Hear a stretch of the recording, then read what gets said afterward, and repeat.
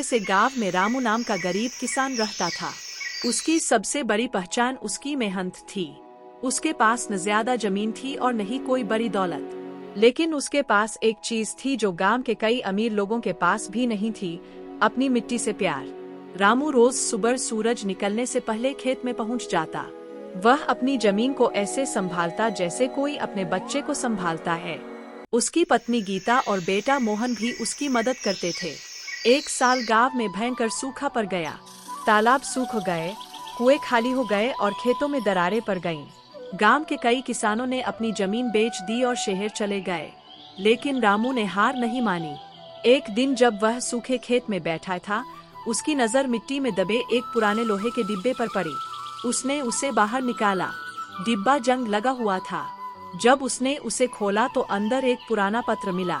पत्र पर लिखा था, जो भी इस पत्र को पढ़े, याद रखना कि इस मिट्टी में सोना नहीं, उससे भी कीमती खजाना छिपा है। लेकिन वह खजाना केवल उस इंसान को मिलेगा जो दूसरों की भलाई के लिए मेहनत करेगा। रामू हैरान रह गया।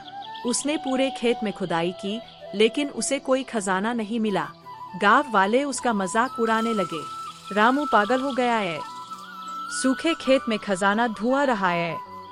लेकिन रामू ने हार नहीं मानी। उसने सोचा कि शायद पत्र का मतलब कुछ और है। अगले दिन उसने गांव के बुजुर्गों से बात की। उसे पता चला कि कई साल पहले गांव के पास एक बड़ी नदी बढ़ती थी। समय के साथ उसका रास्ता बदल गया था। रामू ने गांव वालों को इकट्ठा किया और कहा, अगर हम मिलकर पुराने नदी मार्ग को साफ करें तो शायद पानी वापस आ सकता है।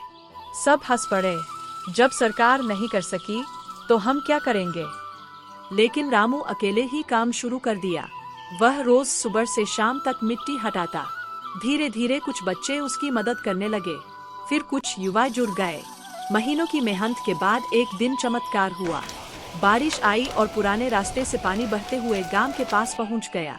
सूखा पड़ा तालाब भरने लगा, कुएं में पानी लौट आया, खेत फिर से हरे होने लगे। पूरा गांव खुशियों से झूम उठा। अब गांव वाले रामू को सम्मान की नजर से देखने लगे। लेकिन कहानी यही खत्म नहीं हुई। एक दिन रामू उसी खेत में गया जहां उसे पत्र मिला था। बारिश के कारण मिट्टी का एक हिस्सा बह गया था। वहां एक पत्थर दिखाई दिया जिस पर कुछ लिखा था। उसने मिट्टी साफ की। पत्थर पर लिखा था, इस मिट्टी का असली खजाना सोना या चांदी नहीं है। असली खजाना वह इंसान है जो दूसरों के लिए मेहनत करता है। रामू की आंखों में आंसू आ गए। उसे समझ आ गया कि पत्र का रहस्य क्या था। उसने खजाना नहीं पाया था, वह खुद खजाना बन गया था। कुछ साल बाद गांव पूरे जिले का सबसे समृद्ध गांव बन गया। लोग दूर दूर से उसे देखने आते। जब भी कोई पूछता, इस गांव की सफलता का राज क्या है, तो गांव वाले मुस्कुराकर कहते, एक किसान जिसने मिट्टी का आखिरी पत्र पढ़ लिया था। समय बीतता गया। रामू बूढ़ा हो गया। एक दिन उसने अपने बेटे मोहन को बुलाया और वही पुराना पत्र उसके हाथ में दे दिया। मोहन ने पूछा, पिताजी, क्या सच में कोई खजाना था? रामू मुस्कुराया, हाँ बेटा, था, लेकिन वह जमीन के नीचे नहीं, लोगों के दिलों में छिपा था। कुछ दिनों बाद रामू इस दुनिया को छोड़ गया। पूरा गांव रो पड़ा। उसकी याद में गांव के प्रवेश द्वार पर एक पत्थर लगाया गया।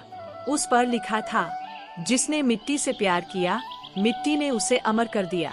आज भी जब बारिश की पहली बूंद उस गांव की मिट्टी पर गिरती है तो लोग रामू को याद करते हैं, क्योंकि उसने उन्हें सिखाया था कि असली दौलत खेतों में उगने वाली फसल नहीं, बल्कि इंसान के अंदर उगने वाली उम्मीद होती है।